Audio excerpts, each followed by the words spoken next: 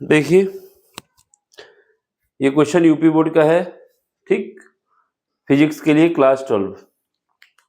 इसमें क्या कहा जा रहा है, एक उच्चई ट्रांसफार्मर की प्राथमिक तथा द्वितीयक कुंडली में फेरों की संख्या दी गई है। यानी जो प्राइमरी में फेरे हैं वो, और जो द्वितीयक में है वो दिए गए हैं। सबसे पहले हम उत्तर लिखते हैं, ठीक है। तो इसमें दिया गया है क्या, प्राइमरी को एनपी से लिखा जाता है, कितने फेरे हैं, जो कि कितना है 100 है। और सेकेंडरी को लिखा जाता है एनएस से, जो द्वितीयक है उसमें संख्या कितनी है, 400 है। अब इसके बाद क्या है, इसमें ये बोला जा रहा है कि जो प्राथमिक कुंडली है उसमें जो वोल्टेज लगाया जा रहा है 120, यानी इसका जो वीपी है, वी का मतलब है वोल्टेज, पी का मतलब है प्राइमरी यानी प्राथमिक, 120 वोल्ट का है, ठीक है, 120 वोल्ट। इसके बाद क्या है, इसमें एसी करंट लगाया जाता है।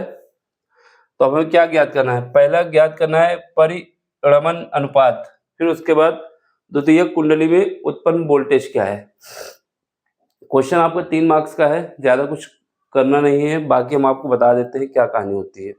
यहाँ पर अगर हमारे पास देख लें, ट्रांसफार्मर बना लेते हैं,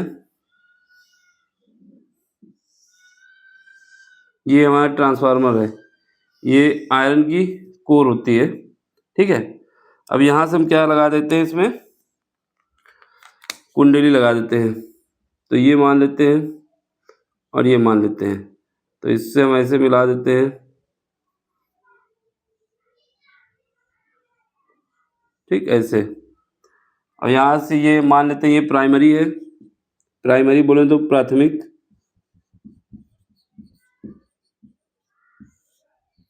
यहाँ पे जो निकलेगा वो मान लेते हैं द्वितीयक है। क्या है, द्वितीयक मतलब सेकेंडरी। तो यहाँ से हमारे पास जो निकलेगी,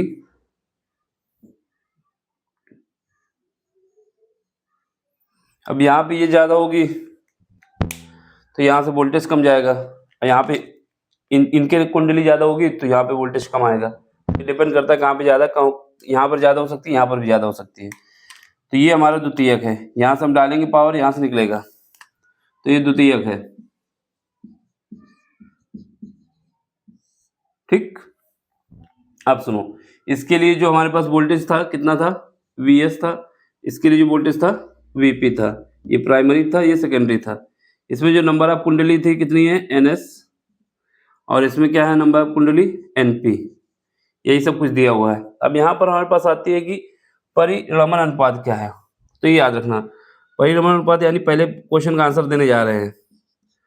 परिरमण अनुपात बोले तो रेशियो बोले, अनुपात, ठीक है। ये क्या होता है, ये इसको हम लिखते हैं R से, ठीक। ये हमेशा याद रखना, NS डिवाइड बाई NP, यानी जितनी भी कुंडलियों की संख्या सेकेंडरी फेज पे है डिवाइड बाई प्राइमरी फेज पे कितनी कुंडली है।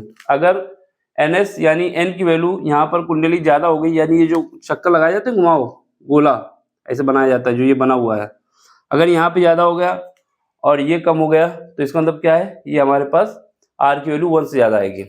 अगर यहाँ पे ये कम हो गया और ये ज़्यादा हो गया तो R की वैल्यू 1 से कम आएगी, ठीक है।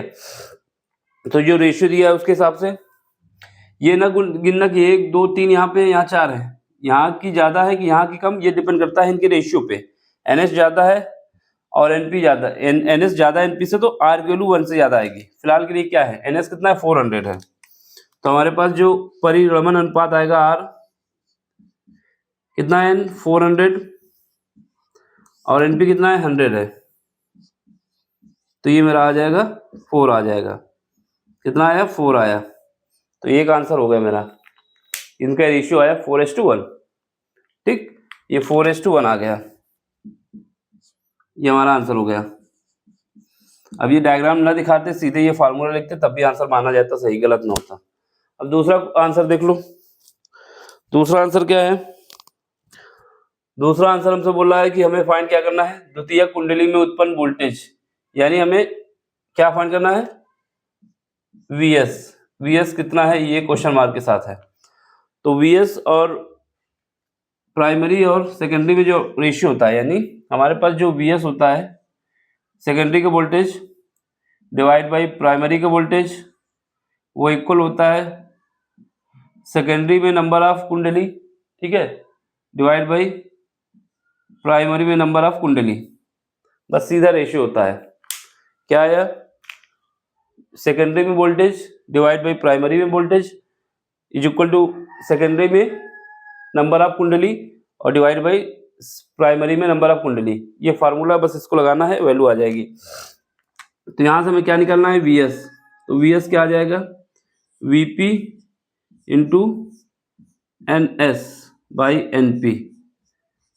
तो इसको हम क्या लिख सकते हैं, इसको ये भी लिख सकते हैं वीपी इंटू आर, क्योंकि हमारे पास आर की वैल्यू क्या है, ये जो परिणामन अनुपात है वही तो है ये, ऐसे भी लिख सकते हैं। तो हमारे पास वीएस क्या आ जाएगा, हम सीधे यहीं से सॉल्व कर लेते हैं। यहाँ पर कितना आया था, ये हमारा दिया हुआ था 120 वोल्ट, 120, और ये कितना है 400 है, डिवाइड बाई 100।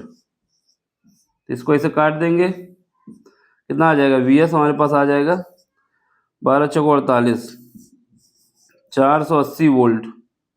वोल्ट को हम वी से भी लिख सकते हैं, यूनिट होती है। 480 वोल्ट इसका पावर आएगा, ठीक है। यानी 480 वोल्ट की सेकेंडरी निकलेगी। यानी जब हम प्राइमरी में 120 वोल्ट का एसी लगाएंगे तो बाहर जो निकलेगा वो 480 वोल्ट की निकलेगी, 480 वोल्ट की निकलेगी। क्यों निकलेगी, क्योंकि यहाँ पर नंबर ऑफ कुंडली जो होंगी ज़्यादा होंगी, यहाँ पे कम होंगी।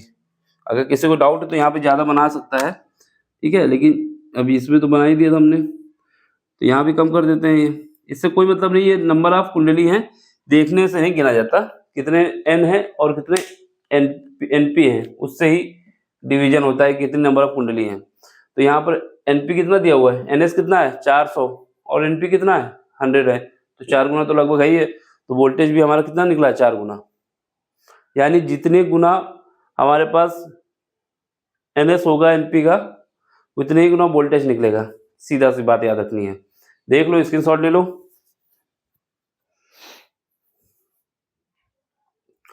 ठीक है, अब समझ में आया तो क्या करना है, लाइक शेयर सब्सक्राइब। ये क्वेश्चन बिल्कुल इजी होते हैं, बस फार्मूला लगाना है, आंसर आ जाएगा। अब ये डायग्राम बना के दिखाएंगे तो ठीक, नहीं बना के दिखाएंगे तब भी ठीक है। ये तो हमने आपको समझाने के लिए बता दिया कि ये कहानी होती है। बाकी आप क्या करते हैं, एक ये फार्मूला लगाते, अरे आंसर लिखते, क्योंकि मार्क्स का क्वेश्चन ही था। अब अगर 6-7 मार्क्स में आता तो ये डायग्राम भी बना देते, ठीक। अगर ये 5 मार्क्स के ऊपर आता है तो ये डायग्राम बना देना। अगर 3 या 3 से नीचे आता है तो सीधे फार्मूला लिखना और सॉल्व कर देना। बाकी 3 मार्क्स में भी बना दोगे, ज़्यादा कुछ है नहीं, सीधा बनाओगे, लिख देना 2, एक ये लिख देना, ये लिख देना, बस। बाकी तो क्वेश्चन में दिया हुआ है। अब क्या है, समझ में आए तो लाइक करें, शेयर करें, सब्सक्राइब भी करें। Thank you for watching.